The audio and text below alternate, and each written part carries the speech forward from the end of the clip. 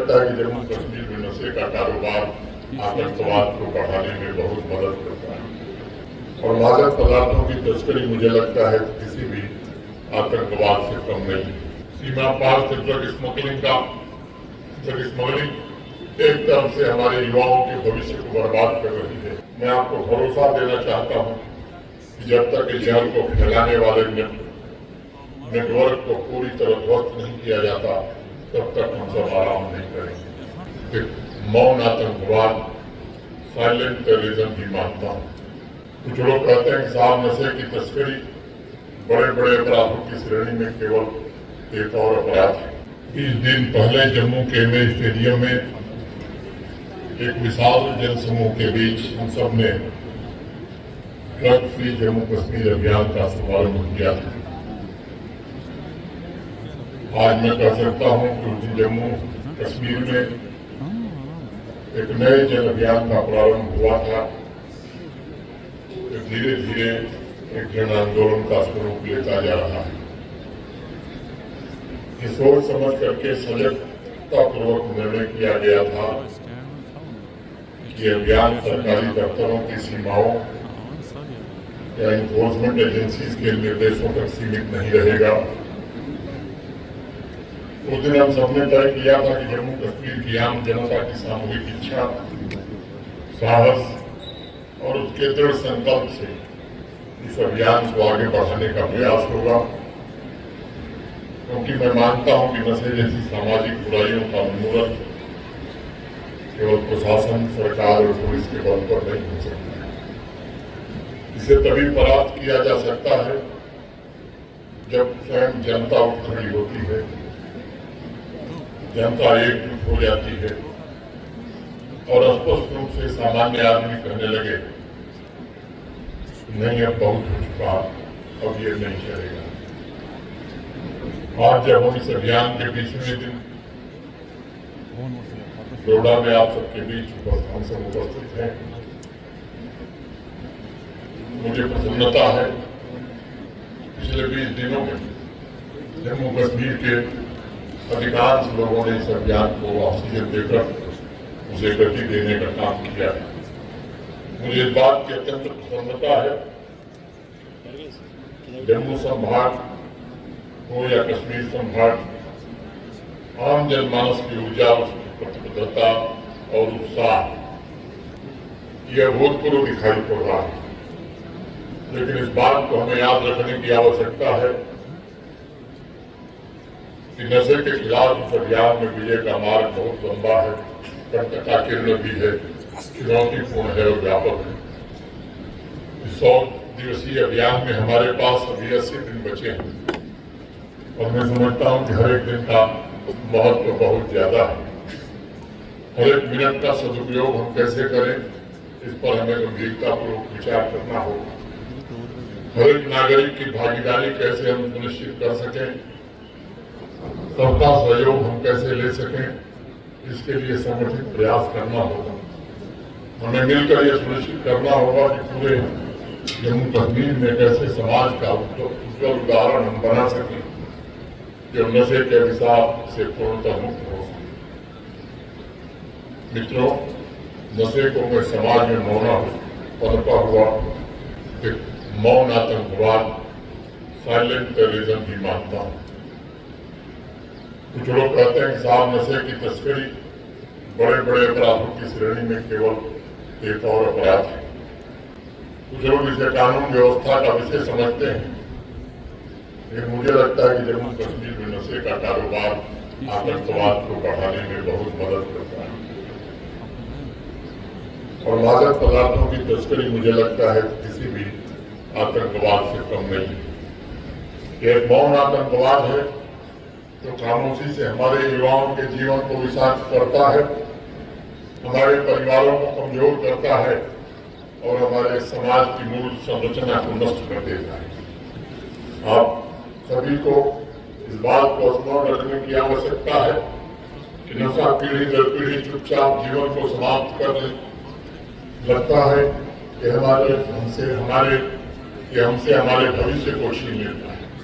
और यही कारण है एक संयुक्त निर्णय लिया गया कि जम्मू कश्मीर में नशे तस्करों के साथ कानून के तहत कठोरतम कार्रवाई की जाएगी। वे पूरे समाज के शत्रु हैं, मानवता और हमारे नौजवानों के विशेष रूप से दुश्मन हैं।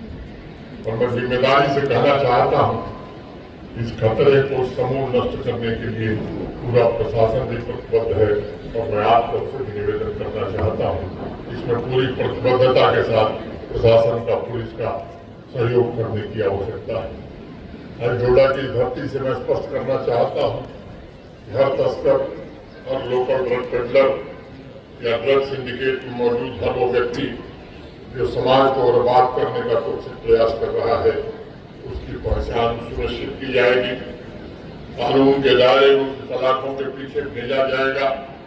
मैं आपको भरोसा देना चाहता हूँ कि जब तक इस जहर को फैलाने वाले नेटवर्क को पूरी तरह ध्वस्त नहीं किया जाता, तब तक हम सब आराम नहीं करेंगे। मैं आप सभी का एक अन्य महत्वपूर्ण तथ्य की ओर भी ध्यान आकर्षित करना चाहता हूँ। नशे के तस्करों के खिलाफ इस कार्रवाई में हम केवल प्रशासनिक तंत्र पर निर्भर नहीं रह सकते। मैं आप सबसे विनम्रतापूर्वक निवेदन करना चाहता हूँ, इसमें आपके सक्रिय भागीदारी की बहुत जरूरत है। ये तस्कर हमारे समाज के भीतर ही सक्रिय है, वे हमारे बीच ही छिपे हुए नशे के खतरनाक तस्कर पड़ोसियों के विश्वास, युवाओं की मासूमियत और परिवारों की छुट्टी का फायदा उठाते हैं। उन्हें पकड़ने के लिए हमें जनता से सूचना मिले, ये हमारी अपेक्षा है। हमें समाज की आंखों और कानों की जरूरत है और मैं डोडा के हर नागरिक से निवेदन करना चाहता हूँ, यदि आप जानते हैं, यदि आपको संदेह है, यदि आप कुछ देखते हैं अपने आसपास, तो कृपा करके उसकी सूचना प्रशासन को, पुलिस को दीजिए, क्योंकि आपकी सतर्कता अनेक मासूम जिंदगियों को बचा सकती है। सिविल और पुलिस एडमिनिस्ट्रेशन ने मिलकर एक ऐसा मैकेनिज्म तैयार किया है, सूचना देने वाले का नाम बिल्कुल गोपनीय रहेगा। अत्यंत जिम्मेदारी के साथ समाज के प्रबुद्धजनों को समाज से ही जानकारी मिले और उसे प्रशासन तक पहुंचाया जाए। सीमा पार से ड्रग स्मगलिंग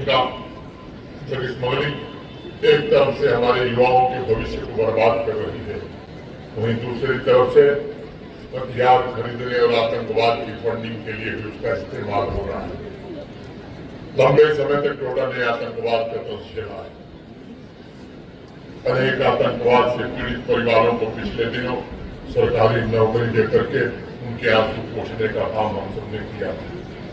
एक तरफ जहां नार्को टेरर नेटवर्क से लड़ रहे हैं, वहीं दूसरी तरफ सबसे प्रोडक्टिव ऊर्जा मैंने हमारी युवा पीढ़ी वो स्वास्थ्य समस्याओं से जूझ रही है। हमें ये समझना होगा कि यह संघर्ष किसी एक विभाग का, डिपार्टमेंट का नहीं है। ये केवल स्वास्थ्य का प्रश्न भी नहीं है। नशे की पूर्ण समाप्ति हम सबकी सामूहिक जिम्मेदारी। हमें मिलकर एकजुट होकर बिना किसी संकोच के इस चुनौती का सामना करने के लिए आगे आना होगा।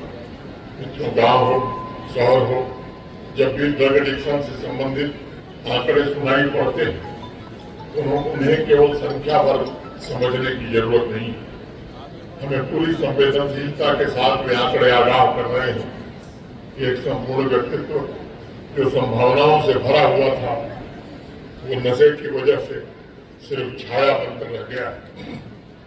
नौजवानों के संकल्प, उनके सपनों जो इस दुनिया को बेहतर बना सकते हैं, वो साकार नहीं हो पाए।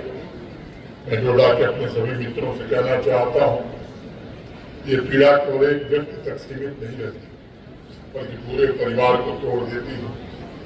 और इसलिए अगले 80 दिन नशा मुक्त जम्मू कश्मीर अभियान के अंतर्गत whole of government approach and whole of society approach के साथ नशे के इस जाल को तोड़ने के लिए हमें पूरी ऊर्जा लगानी होगी। इसके लिए हमें अपने अप्रोच को भी बदलना होगा।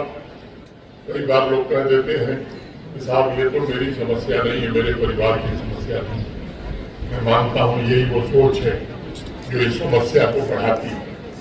नशे के कारोबारी और तस्कर इसी का लाभ उठाते हैं।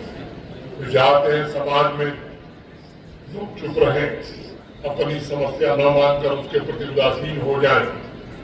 लेकिन इस बात को हमेशा याद रखिए कि एक नशामुक्त समाज उन सब लोगों के प्रयास से बनता है जो इससे प्रभावित न होने के बावजूद इसके खिलाफ सख्ती से खड़े होते।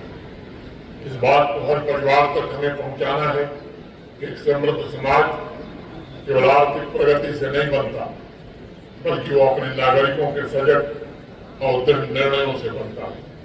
पिछले कुछ दिनों में जिस प्रकार की कार्रवाई पुलिस ने और प्रशासन ने की है, उसे एक बात तो स्पष्ट समझ में आ रही कि हम लोग बेझिझक होकर नशे के तस्करों की सूचना देना प्रारंभ कर दिए हैं। मैं बताना चाहता हूं कि आम जनता के सहयोग के कारण पिछले 20 दिनों में करीब 350 से ज्यादा FIR पुलिस ने रजिस्टर किए। 440 नशे के तस्करों को गिरफ्तार किया गया और एक से एक बड़ी कार्रवाई अनेक स्थानों पर हुई। मैं आपसे निवेदन करना चाहता हूं कि 80 दिन जो बचे हैं उसमें सूचना का प्रवाह और तेज हो, तीव्र हो।